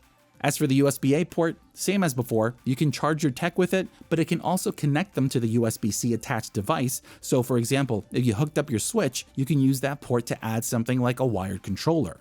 Overall, it's a worthy successor to one of the most versatile pieces of tech I've come across. I missed out on the first version, but this is Genki's Shadowcast 2. It's one of the tiniest capture cards I've come across, and it lets you hook up your console, be it the Switch, PlayStation, or Xbox, so you can then view, stream, and record your gameplay. It has that alpine white and transparent design, and although it's the same size as the previous version, it's been upgraded from USB 2.0 to 3.2, which gives it 10 times more bandwidth and can now support up to 1080p 60 capture quality. The HDMI connects to your console, and yes, it also works with the covert dock too, and the USB-C cable connects to your PC. It's plug and play, and once connected, you can use it with either OBS or with Genki's Arcade via web browser, but because they make it so it's recognized as a webcam, you can also use it with Zoom, Google Meet, and other video conferencing apps. Then, it can also go further with other devices such as your camera or iPad. Overall, it's a simple but powerful little capture card that's perfect for those looking to start streaming or capturing your own gameplay. This is the Shadowcast 2 Pro. Think of it like a juiced up version of the normal Shadowcast with all the core features that you can use to view, stream, and record your console gameplay, but it goes further. Love this gray and white transparent colorway, and it feels well made with this rubber-like plastic up top and a rigid shell throughout. On the back, we have a USB-C port to power and connect your PC or tablet, a new and highly requested HDMI port for zero latency pass-through. This other one connects to your console or other device. And then we have two 3.5mm audio jacks for headphones, game controller audio, and an external microphone. So it supports 1080p at 120Hz and up to 4K at 60Hz, but while other capture cards only support 4K 60 input, the Shadowcast 2 Pro supports both input and output, so you can play and record at 4K 60. On top of that, it also supports HDR and VRR and more, which altogether makes it our current favorite capture card.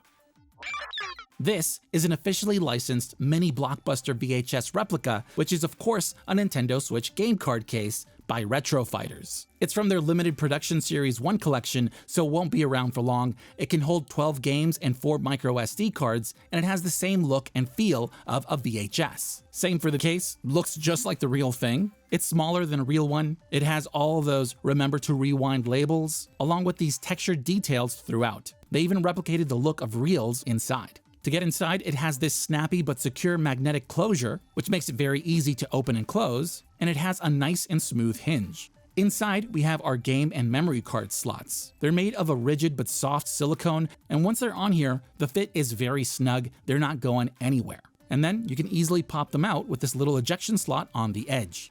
Overall, it's a great game card case that, just happens to look like a blockbuster VHS, and I absolutely love it. This is Kiwi's Master Case, a low-profile sling bag for the Switch. You can get it in black or this white, and I believe 70% of it is made of RPET, which stands for these big words here.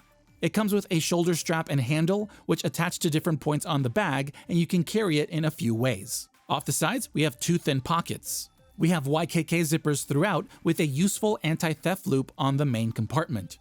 Inside, it's wrapped in this unique dotted shock-absorbing foam with enough room for most of your accessories. They also sell these Arc Velcro dividers that wrap around your gear that attach to the soft padded material at the bottom to keep it in place. Now the Switch goes in this thickly padded slot underneath. It has these straps to prevent it from opening all the way, and you can also use it along with these tabs as a sort of tabletop stand. Finally, we have this insert with 16 elastic game card slots. So if you want a bag to carry both your Switch and EDC gear, check out Kiwi's Master Case.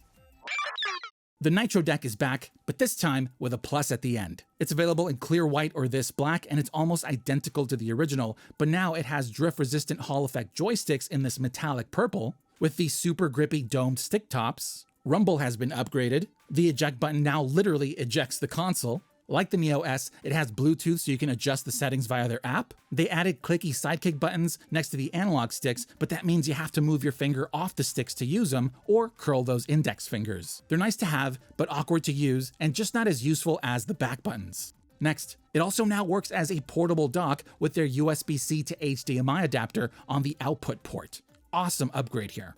And finally, on the right, they swapped the face buttons with the analog stick, but since the ergonomics are the same, it's still a cramped corner that they could easily fix if they angled out that bottom like a traditional controller. There's much more to it, so keep an eye out for our 1-month review.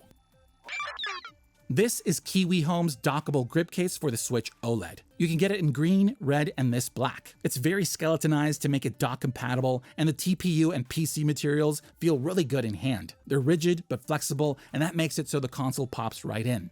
First thing, the grips have this industrial design along with a grippy texture that feels great in hand. Next, we have cutouts for all our vents, buttons, and ports. The game card slot is still very accessible. The Joy-Cons are removable as well, but with a bit of resistance. And yes, we also have access to the kickstand. Up here, we have a game storage compartment that you can unlock and flip to access. In it, you have room for 4 game cards and 2 micro SD cards. But they're lined in this silicone, which makes them very difficult to remove unless you have nails or a tool. Finally, to dock it, you keep the game compartment unlocked and it slides right in the slot with no resistance. Nice, works really well. This is NYXI's Hyperion Pro gamepad. Like the Joy-Cons, you can use them with a connector as a traditional controller, individually, or attached in handheld mode. It's available in a few colors, including this GameCube-inspired one, and they're wireless with a 6-hour battery that charges through either the rails or their USB-C ports. In hand, they're super comfortable thanks to their large and curvy shape with textured grips. It's lightweight and well put together, although it does feel plasticky. But the inputs are great. They're full size, nicely laid out, and they all work well. We've got snappy buttons, great tension on the sticks, triggers with minimal travel, the D-pad is clicky and accurate, and we have additional features such as drift-free Hall effect joysticks, adjustable rumble, turbo mode with auto fire, programmable back buttons with a macro function, adjustable RGB lighting, and yes, it can also wake the Switch. Previously, we featured Hori SplitPad Pros and Compacts, but if you want to use them like a traditional controller, check out their attachment adapter. You can get it by itself or as a set for both versions in a few colors, this being one of the SplitPad Compact with Pokemon Eevee evolutions in a navy and clear shell that looks awesome. Really nice print work here too.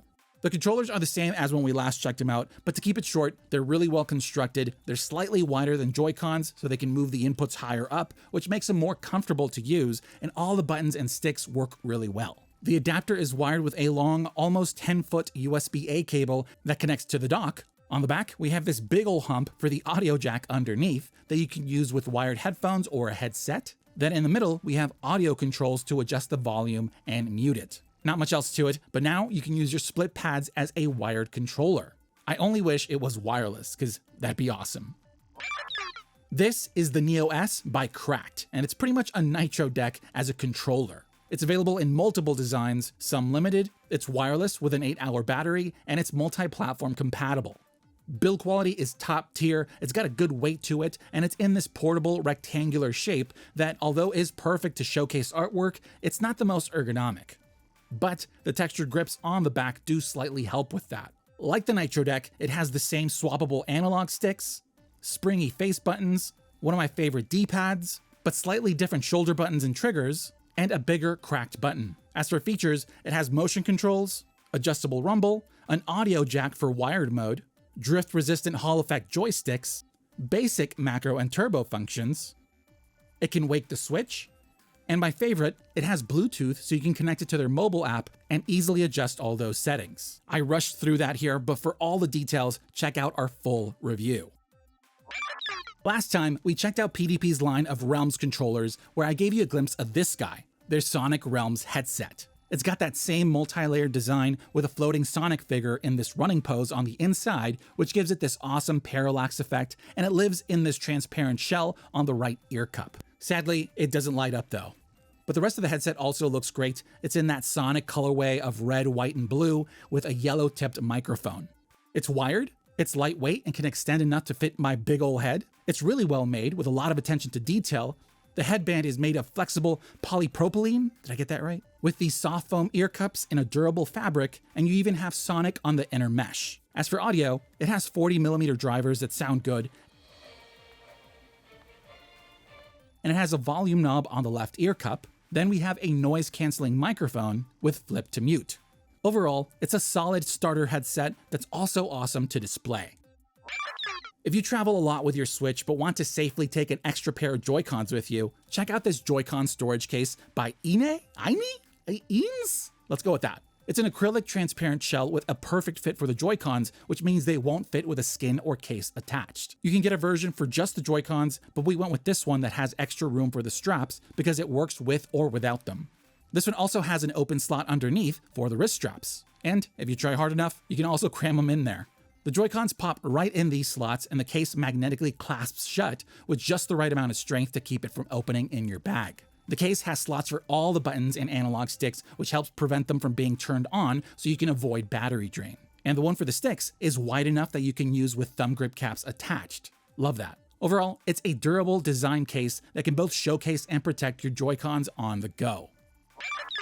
If you like Hori SplitPad compacts but wish they were wireless, check out Omelette Gaming's Joypads. We featured them recently. They're sold individually in a few colors so you can mix and match. They come with thick wrist straps, and like Joy-Cons, they're compatible with each mode for the Switch. Build quality is plasticky, but they have a wide ergonomic shape which makes them comfortable in hand. Like I said, they are wireless with a 5 to 6 hour battery that charges like the Joy-Cons through the rails or with these USB-C ports. On them, we have all the same inputs. The face buttons work well, but they're not as springy as I'd like. The triggers are buttons with little to no travel distance. We have a traditional D-pad instead of buttons, which works fine, but they're awkward to use individually. And the grippy analog sticks are HAULED joysticks, so you don't have to worry about drift. Aside from that, they also have basic rumble along with motion controls, but sadly no turbo or macro recording, although they do glow in the dark, so you can easily find them when the power goes out.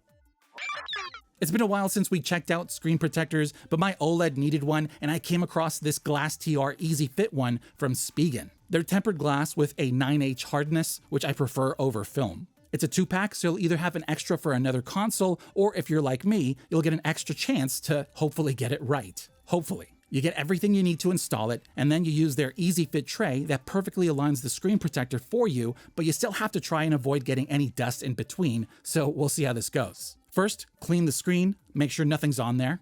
Next, remove the film on the screen protector, attach the frame onto the Switch, then press and slide along this slot and wait 30 seconds. Finally, remove the frame and use the included squeegee to push out those bubbles. And now you have a perfectly installed screen protector on your first try. But not me. This was actually my second try. Because yes, I somehow managed to still mess it up. One Switch controller that's been on my radar for years now is the Hori Pad, which is crazy because it's probably one of the most popular. It's available in more designs than I can count. There's officially licensed ones like these, but they also have plain colored ones. It's full size but lightweight. It's well constructed and it's got a comfortable ergonomic shape, but the plastic is really smooth, so not as easy to grip, although this blue one does have a bit of a texture on this piece here. The shoulder, face buttons, and D-pad are all good. The triggers are great with a curvy shape and minimal travel distance. And the analog sticks work well, but they are a bit loose and could use more resistance. As for features, it's wireless with a 15-hour battery, it's got motion controls, it can wake the Switch, and that's it. Sadly, there's no rumble or any other fun features like that. So if you just need a controller without all the fancy stuff, the Hori Pad gets the job done. It plays it safe, but it's reliable, and sometimes that's all you need. These are MobilePad's M6 HD. They're pretty much pro Joy-Cons packed with features. They're well made with really nice grips, which makes them very ergonomic in hand, and they even have interchangeable magnetic face plates, D-pads, sticks, and octagonal stick rings. They're wireless with 15-hour batteries, but it can only charge via the rails when connected to the Switch. They work in all 3 modes, and yes, they can be awkwardly used as individual controllers. All the inputs work well, but here we have clicky micro switches. It's like using a gaming mouse, and it gives you that satisfying tactile feel. It's on every button, including those on the D-pad. As for features, it can wake the Switch, they've got motion controls, but it goes further with rare things like NFC for Amiibo, and real HD rumble thanks to their Alps linear motors. We also have turbo with auto fire, and macro recording that you can set to those back buttons. To keep it short, they're awesome, but there's a lot more to them, so check out our review for all the details. If you like samurais, EDC bags, and handheld gaming, then you're gonna love Genki's Saya Carry. You can get it in 2 styles. black with a Cordura 1000D exterior and a Coyote tan interior, and jungle green, which is a thinner nylon 500D with a bright orange interior. Can't go wrong with either. They're both built to last, and I love those easy to navigate interiors. You can carry it with either the handle up top or with the sling strap that has a very nice Duraflex lock monster clip. And we have 4 compartments. First, a hidden back pocket, a quick access one on the front with a key loop inside. Then we have a wide one with 4 elastic straps and 4 pockets on this divider. And finally, we have the large console compartment padded with neoprene. It's big enough for something like the Steam Deck, so we've got more than enough room for the Switch, and it's hopefully future-proof for the upcoming Switch successor. So Saya is Japanese for scabbard, and like a samurai, they have this quick draw setup. The compartment opens 270 degrees wide, and with the dual zippers, you can adjust it towards one side, and then we have 2 interchangeable straps. One with a fidlock clip that you can quickly undo for quick access to the console. As someone with more bags than most, I can safely say that this one's a winner. I like the low-profile, stealthy design. It's made with high-quality materials with parts from reputable brands, and I love its versatility.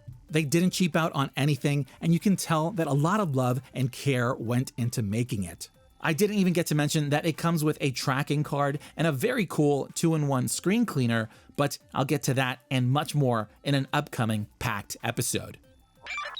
Just when you thought Nintendo was moving on to the successor of the Switch, out of nowhere, they came out with this, their first official Joy-Con charging stand. It comes with a charging cable, USB-A to USB-C, the stand, and the charger.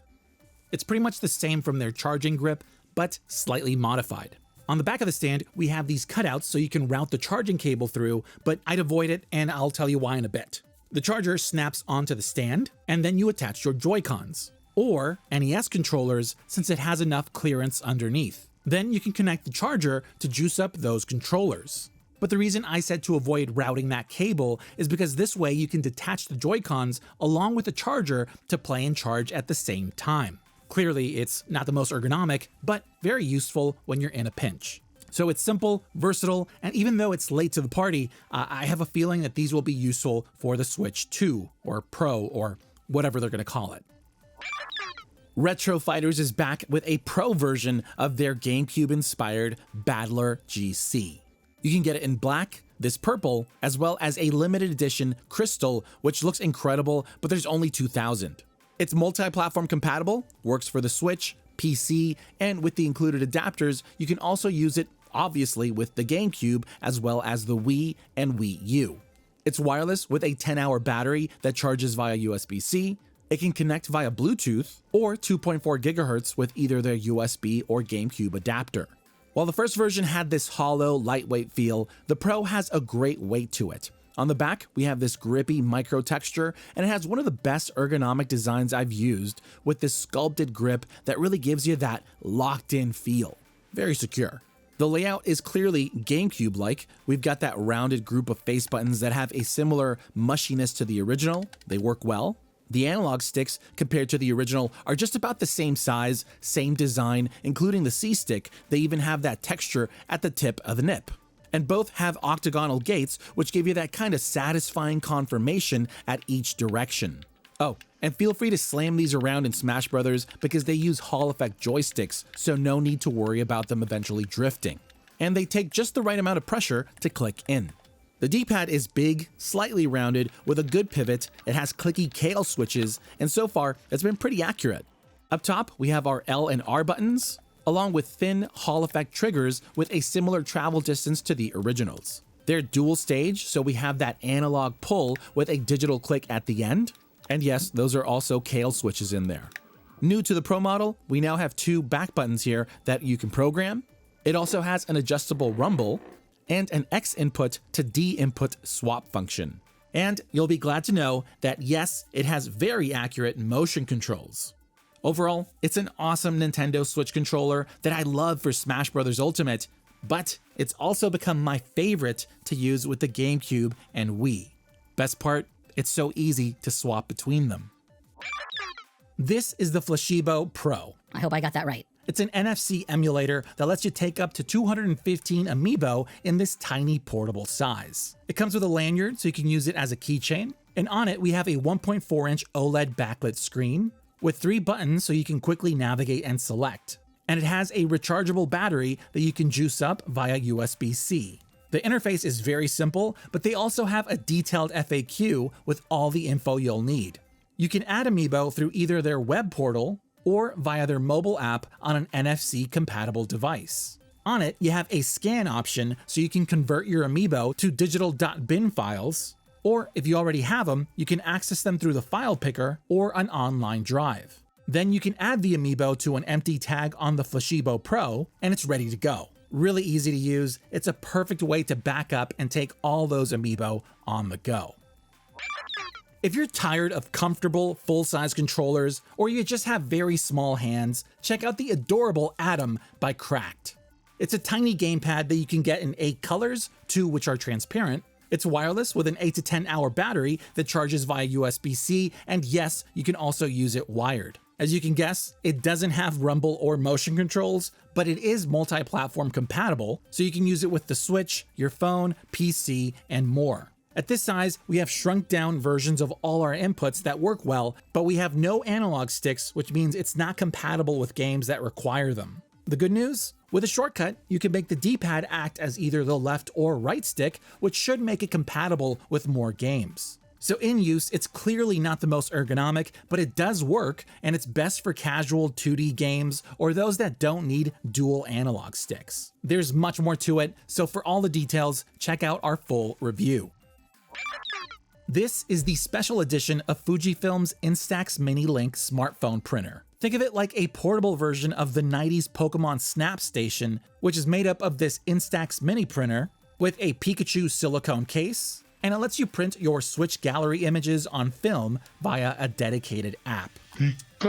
The printer is in this ash white colorway with red and blue accents to match the Switch. It was released back in 2021, and they also released a Splatoon 3 version, and for those wondering, yes, you can use any of their Instax printers with the Switch. It charges via micro USB, wish it was USB-C. On the front, we have a light up logo that also serves as our power button, and on the back, we have the slot for our film. Now sadly, it doesn't come with any, so you're gonna have to pick some up. Super easy to use, they just pop right in, it'll print out the seal, and you're ready to go.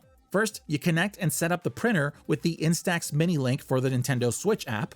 Then, in New Pokemon Snap, send the photos you want to print to the console's gallery. Now in the gallery, you're going to want to share any image, regardless of game, via smartphone. Send it over by scanning the QR codes with the app. You can then adjust and edit the photo, even throw on some graphics, and finally, you hit print. Printing and developing only takes a few minutes, no need to shake, and the result is just awesome. This glossy film really makes these photos pop, and I love this size. These are the kind of collaborations that I'm a sucker for. It's just so cool to be able to bring a part of a digital game into the physical world like this. Love it. If you're into rhythm games, you gotta try Taiko no Tatsujin. Hope I said that right. If you're new to it, it's a really popular Japanese drum-based game. I'm terrible at it, but I still have a blast with it, and to get the most out of it, it really helps to have one of these. This is Hori's Taiko drum controller. You can get it by itself or in a bundle. It comes with 2 hot dog looking drumsticks that work well. They are light, but easy to roll. The drum controller comes with a long 6-foot cable, and it sits on this plastic stand. On it, we have slots for the drumsticks, and 2 for water bottles to help keep it from moving around. At the bottom, we have onboard controls which have everything you need to navigate the game. The buttons are squishy and low profile to help prevent accidental inputs. The head is plastic, but with a slight rubbery feel to it, which helps you roll the sticks, but the sensors do require a decent hit to register. And yes, it is loud, so warn your roommates ahead of time. So if you're a Taiko no Tatsujin fan, this is an awesome starter drum that's a blast to use and really helps bring the game to life. I've checked out a lot of XR glasses, but one that slipped through the cracks is by VITURE. Specifically, their One Dock Pack, which makes using them with the Switch extremely easy. The glasses have this classic Wayfarer design, they're pretty well made, they have a very handy diopter adjustment, the cables connect via these magnetic contact pins, and they're also one of the most comfortable I've worn.